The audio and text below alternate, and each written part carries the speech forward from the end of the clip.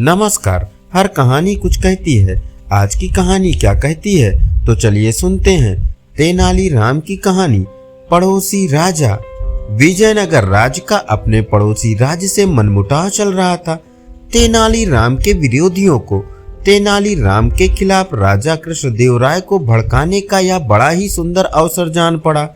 एक दिन राजा कृष्णदेवराय अपने बगीचे में अकेले बैठे पड़ोसी राज की समस्या के बारे में ही सोच रहे थे कि तभी एक दरबारी उनके पास पहुंचा और बड़ी होशियारी से इधर उधर झांकता हुआ राजा के कान के पास मुंह ले जाकर बोला, महाराज, कुछ सुना आपने? नहीं तो क्या हुआ? राजा चौंके।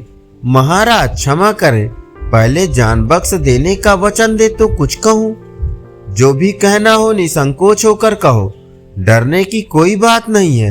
राजा ने दरबारी को अभयदान देते हुए कहा, महाराज, तेनालीराम पड़ोसी राजा से मिले हुए हैं। वे हमारे पड़ोसी राजा के साथ हमारे संबंध बिगाड़ना चाहते हैं। क्या बकते हो? राजा गरज कर बोले, मैं तो पहले ही समझ गया था महाराज। तेनालीराम ने आपके ऊपर ऐसा जादू किया है कि आप उसकी शिकायत सुन ही नहीं सकते, या यूं कहिए कि तेनालीराम की शिकायत आपके कानों को सहन नहीं होती। तेनालीराम राज्य का सच्चा वफादार है, वह कभी राजद्रोह नहीं कर सकता। तुम्हें कहीं से अवश्य गलत सूचना मिली है।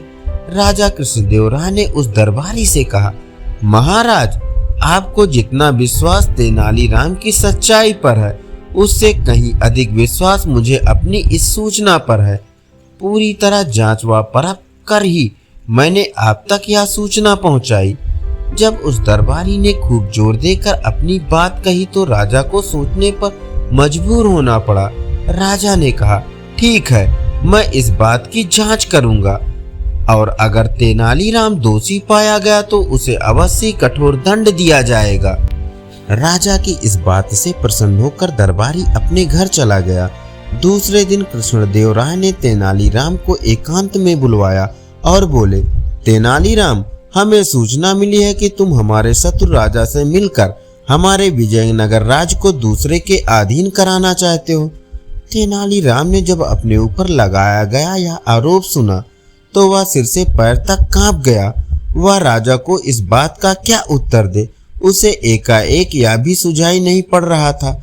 राजा ने जब तेनालीराम को चुप देखा तो वह क्रोध से भभक उठे और बोले, तो तुम्हारे चुप रहने का यही अर्थ लगाया जाए कि तुम अपना अपराध स्वीकार करते हो। यह सुनकर तेनालीराम की आंखों में आंसू आ गए। वह बोला, महाराज की बात काटने का साहस ना तो मैंने अब तक किया है और ना ही कभी भविष्य में कर सकूंगा। राजा तो क्रोध से भरे हुए थे। तेनालीराम के इस उत्तर से वे और भड़क उठे। बोले, तुमने जिस पड़ोसी राजा से सांठगांठ की है, अब उसी के राज में जाकर रहो। मेरा राज कल से ही छोड़ दो। इतने बड़े अपराध की इतनी मामूली सजा?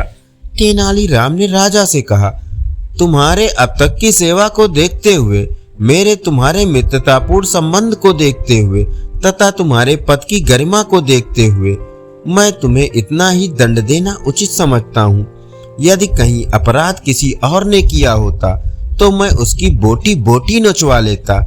राजा ने क्रोध में बिफरते हुए कहा। तेनालीराम ने राजा का फैसला सुना और अपनी सफाई में एक भी शब्द नहीं कहा। बेचारा चुपचाप सिर झुकाकर राजा के सामने से चला गया। दूसरे दिन जब तेनालीराम के विरोधियों ने यह सुना कि तेनालीराम राज्य छोड़कर चला गया है तो उनकी खुशी की सीमा न रही। वो सब राजा पर अपना प्रभाव बढ़ाने के उपाय सोचने लगे और अपनी पदोन्नत के मंसूबे बांधने लगे। तेनालीराम विजयनगर राज्य के शत्रु राज्य की राजधानी पहुंचा और वहां के राजा से मिला। उसने उस राजा के गुणों का वर्णन छंदबद्ध करके उसे सुनाया। राजा अपनी प्रशंसा सुनकर खुशी से झूम उठा। उसने तेनालीराम से उसका परिचय पूछा। तेनालीराम ने अपना परिचय देते हुए कहा, मैं विजयनगर के राजा कृष्णदेवराय का निजी सचिव तेनालीराम हूँ। उस राजा ने तेनालीराम की बहुत प्रशंसा पहले ही सुन रखी थी, लेकिन तेनालीराम से भेंट का यह पहला अवसर था। उस राजा ने तेनालीराम का भरपूर स्वागत किया। तेनालीराम ने इस स्वागत के लिए राजा को धन्यवाद दिया। राजा बोला, तेनालीराम, राजा कृष्णदेव राय हमें अपना शत्रु मानते हैं, फिर भी तुम हमारे दरबार में निडर होकर कैसे चले आए?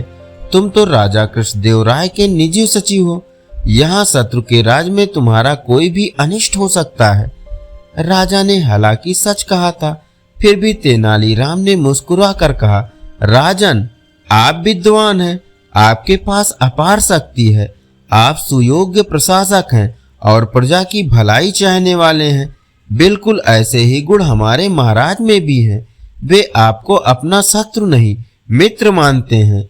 आपकी इसी भ्रांति के निवारण के लिए महाराज ने मुझे आपके पास भेजा है।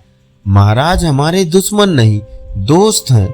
आश्चर्य से चौंकता हुआ राजा बोला, लेकिन हमारे जासूसों ने तो हमें यह खबर दी थी कि राजा कृष्णदेव राय हमारे राज्य पर हमला करने की तैयारी कर रहे हैं। हाँ राजन, हमारे गुप्तचरों ने हमारे महाराज से यही बात आपके लिए भी कही थी, तभी हमारे महाराज ने मुझे आपके पास भेजा है।